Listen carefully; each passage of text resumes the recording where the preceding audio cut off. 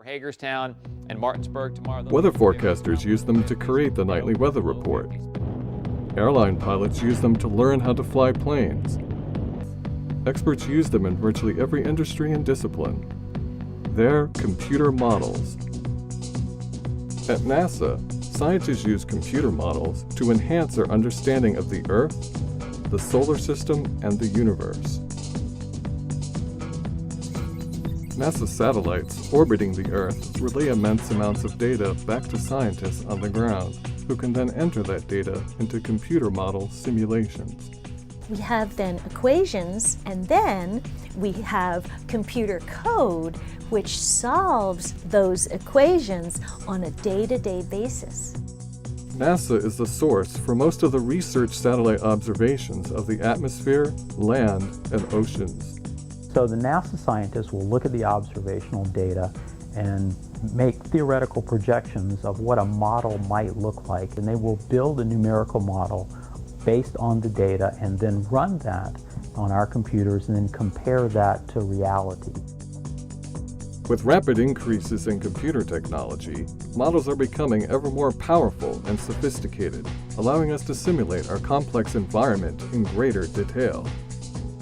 NASA uses a variety of weather models, such as the Goddard Earth Observing System model, or GEOS-5. It creates an extraordinarily high-resolution, realistic-looking view of our atmosphere.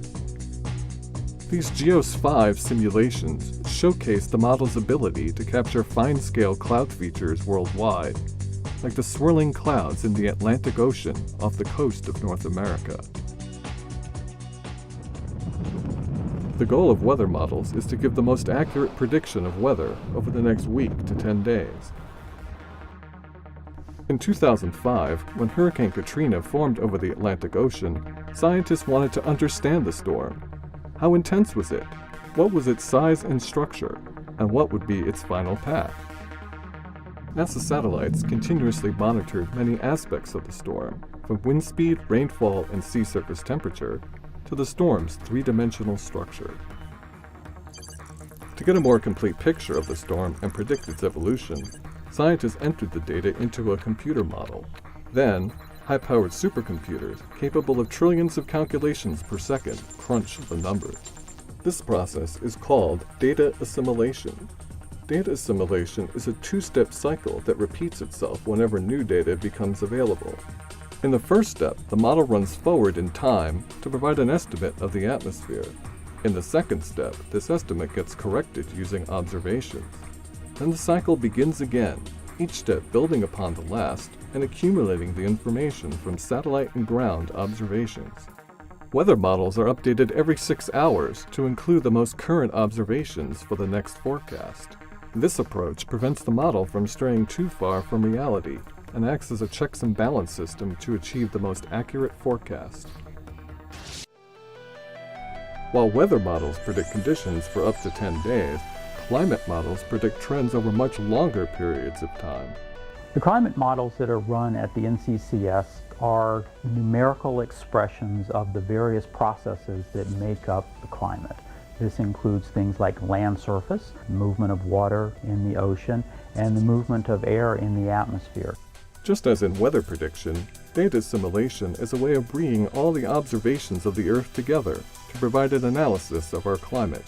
One example of this technique is MERA, the Modern Era Retrospective Analysis for Research and Application. MERA incorporates data from the entire satellite record, over 30 years of data. Its results are a data encyclopedia that can be used for research and analysis. MERA can help meteorologists understand the variations associated with specific weather events in the past.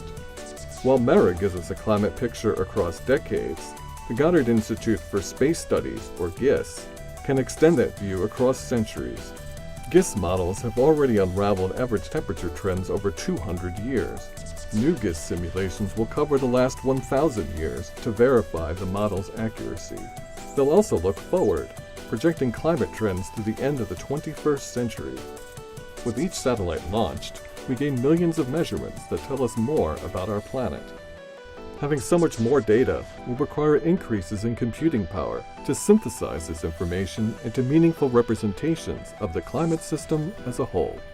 At Goddard Space Flight Center, we have a tremendous amount of observational data which is captured by our satellites. We have probably the largest collection of Earth scientists anywhere in the world, and we have this new state-of-the-art computing center.